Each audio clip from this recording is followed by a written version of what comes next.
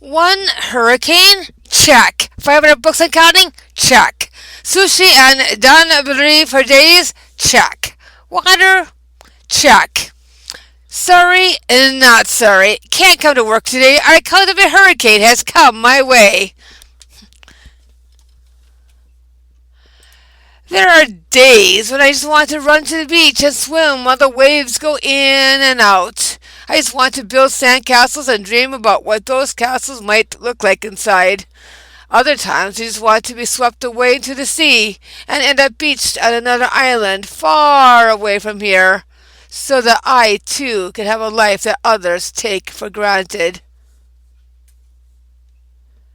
Who am I? And why should you care?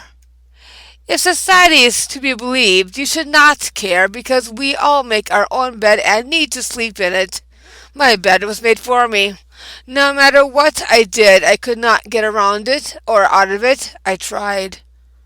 I'm Kytriya. This is about my life and the ups and downs of living with a disability while trying to overcome it. This is also about laws and their real impact on people like me. This is about food insecurity, and food security. This is about me, Kytriya, a small, tiny part of a much larger universe. Some days I feel like I'm drowning in this universe. Other days I feel like I'm on top of the world and that nothing can stop me. The good days are like pretty blue lights shining brightly and reminding us of peace. The bad days are like blue lights reminding us of sadness and how blue we feel because of something we cannot live with but must learn how to live with.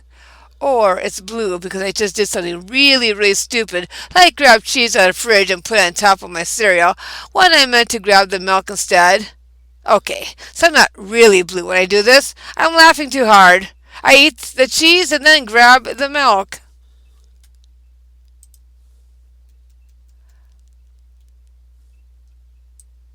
I'm then reminded of how complicated the brain really is, and how discombobulated my brain sometimes is.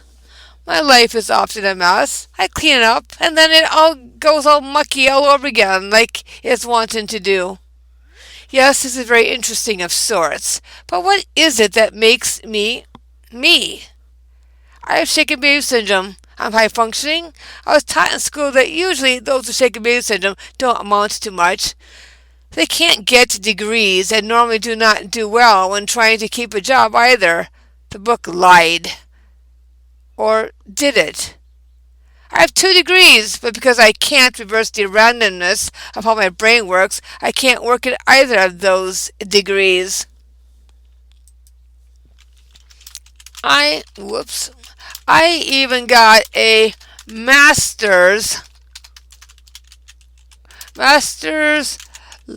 level sociology comment I made in class wrong on the test. The professor picked my brain for a week and then made the grim diagnosis of shaken baby syndrome.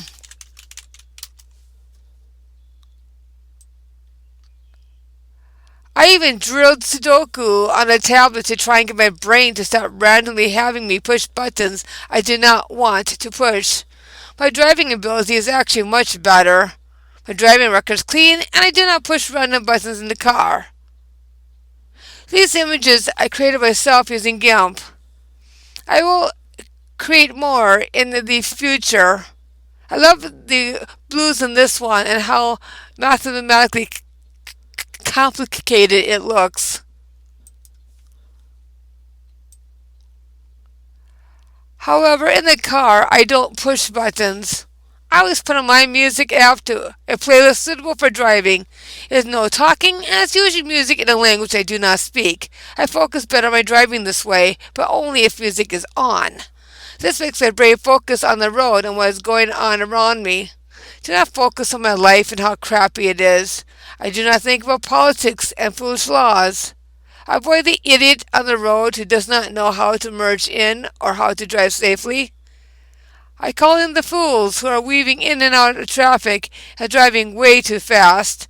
When I see that a cop might be able to catch them in the act, or they're so driving badly that an accident is quite possible. Only when it's extreme, though, do I bother calling it in. Most of the stuff I see, I don't call in. There has to be a huge degree of grace here. Cops can't just pull someone over just because you saw something. It only counts if they can see it too. This is why 99.99% of the time I don't call it in. Many people speed. Speeding does not make me call it in unless they're going 90 or greater down the road.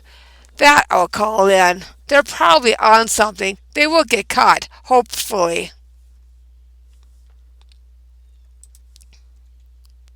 I thought that if I just learned to focus, I could overcome my life. I was wrong.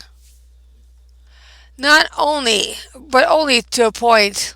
Sure, I can't work for someone else. However, drilling all those 9 by 9 Sudokus did teach me something, some techniques in solving Sudokus.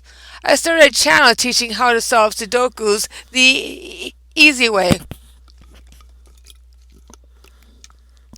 I have some content up, but it is still a new channel and it's not ready to be monetized at the time of this recording.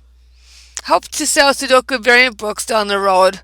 I hope to get off of disability. But why? Why would I want to get off of disability when I can do whatever I want every day and simply not have to lift a finger, go to work, and have the drudgery of work? Never found work a drudge unless I was working for someone who wanted me to impersonate a robot. Do I look like a robot to you? I know you can't see me, but trust me, I am not a robot, and neither are you.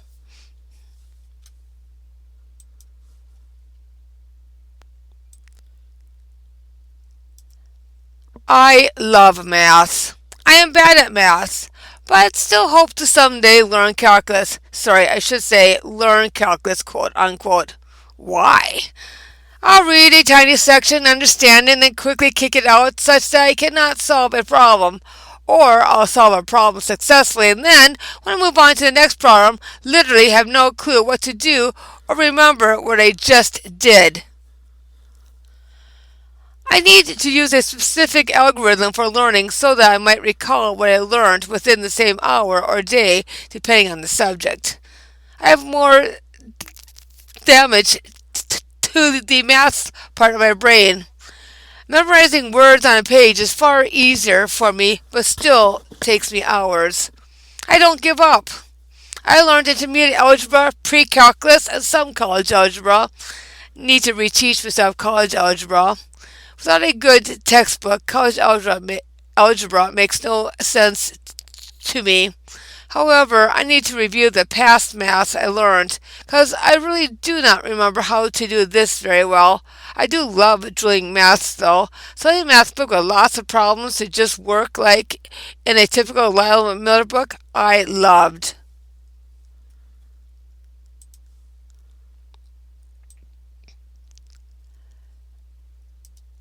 I should mention who did the damage to my brain.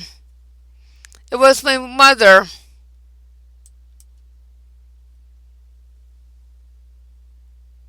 This is very controversial because someone in my life cannot understand what a baby could have done to cause that, meaning mother couldn't have done that.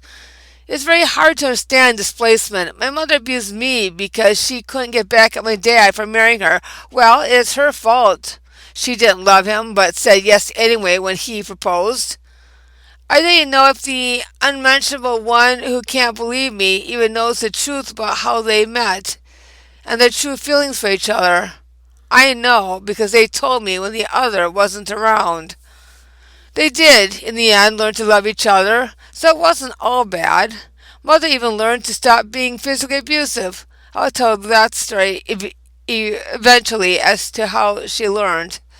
But for now, I want to end with humor.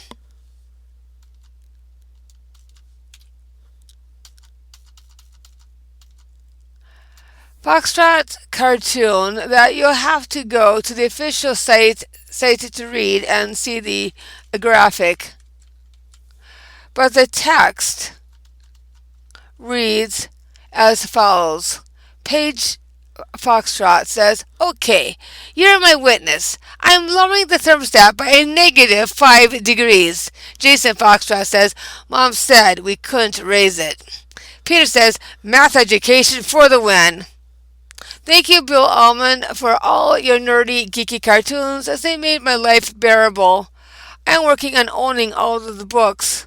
I have most of them. I think I might be missing only three to five, but not 100% sure.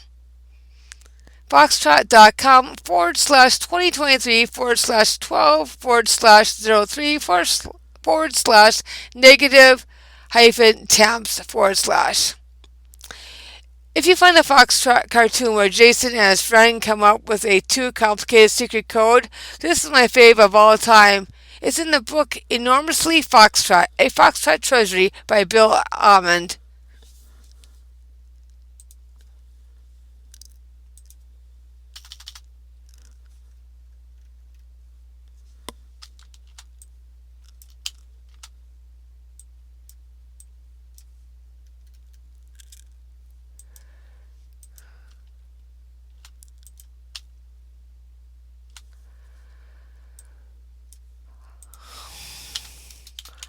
All to